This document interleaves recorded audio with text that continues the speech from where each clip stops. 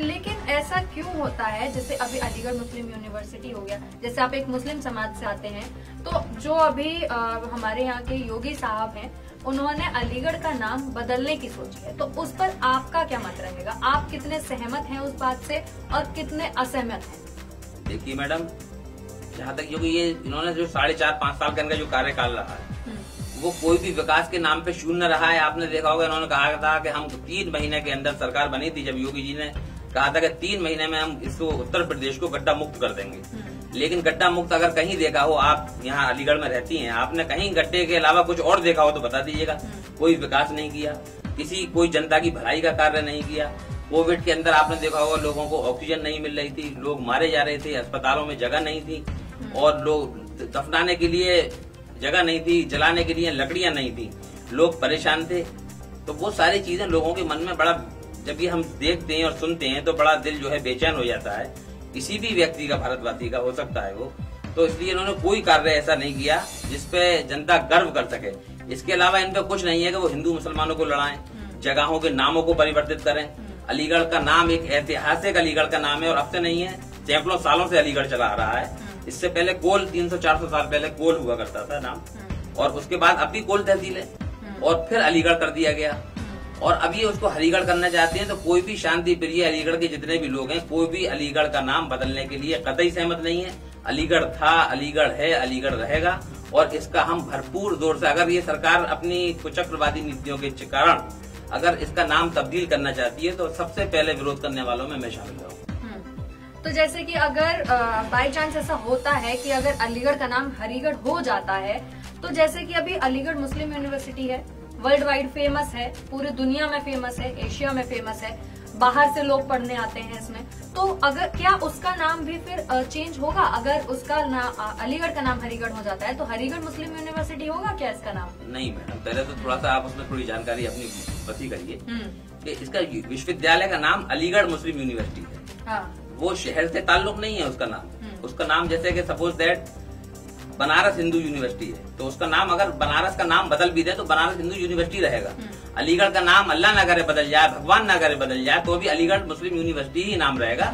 नाम परिवर्तित किसी भी इदारे का, किसी भी संस्थान का नहीं होता है, नाम वही रहता है। मैं इसलिए ये क्वेश्चन मैंने किया क्योंकि जब मेरी बीजेपी वालों से थोड़ी वार्तालाप होती है, जो उनके जो सपोर्टर्स हैं उनसे बात होती है, तो उनका कहना होता है कि अगर अलीगढ़ का नाम हरीगढ़ हो जाता है बाई चांस, तो मुस्लिम जो वहाँ की कमेटी है अलीगढ़ मुस्लिम यूनिवर्सिटी की, उनको भी अपना नाम बदल देना चाहिए। इसलिए मैंने आपसे ये क्वेश्चन किया था। नहीं, कतई नहीं बदला जाएगा मैडम। मेरा नाम मुशर्रफ हुसैन महदर है और मैं अलीगढ़ में रहता हूँ, तो मुशर्रफ हुसैन महदर अलीग लिखता हूँ मैं, तो मैं मुशर्रफ हुसैन महदर ही रहूंगा। या मैं मतलब अपना नाम हरीगढ़ थोड़ी रख दूंगा या हरीग कर दूंगा उसको। मैं नाम रहता है और क्षेत्र का नाम बदलने से किसी भी संस्थान का नाम कभी नहीं बदला जाता है, उसका नाम वही रहता है जो रहता है। आपको इसके पीछे योगी जी की मानसिकता क्या लग रही है? देखिए, योगी जी की मानसिकता कुछ नहीं है। योगी जी ने कोई काम ऐसा नहीं किया जनता के लिए जिसके लिए वो आगे वोट मांग सके।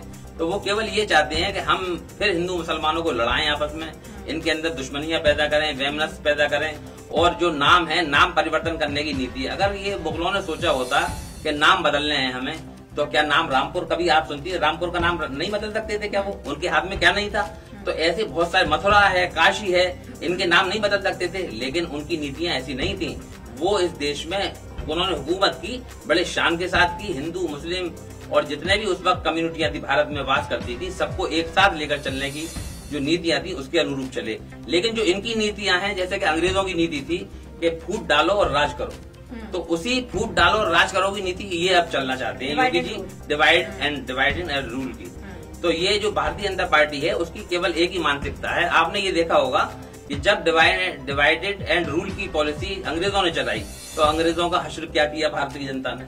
उनको जो है बाहर, बिल्कुल भारत से बाहर धकेल दिया गया।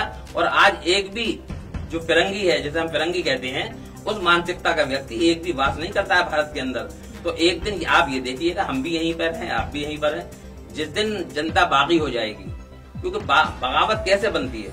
इसी तरीके का काम जो कानून के रूप से नहीं चलता है देश, जो अपनी मनमानी थोपते हैं। जो बाबा साहब अम्बेडकर ने जो कानून हमें बना के दे दिया है, उसके मुताबिक हमें चलना है, हिंदू, मुसलमान, सिख, ईसाई, और जितनी भी पार्टियां हैं उसी को फॉलो करना है। बाबा साहब ने ये नहीं कहा कि आप नाम बदलिए किसी का भी।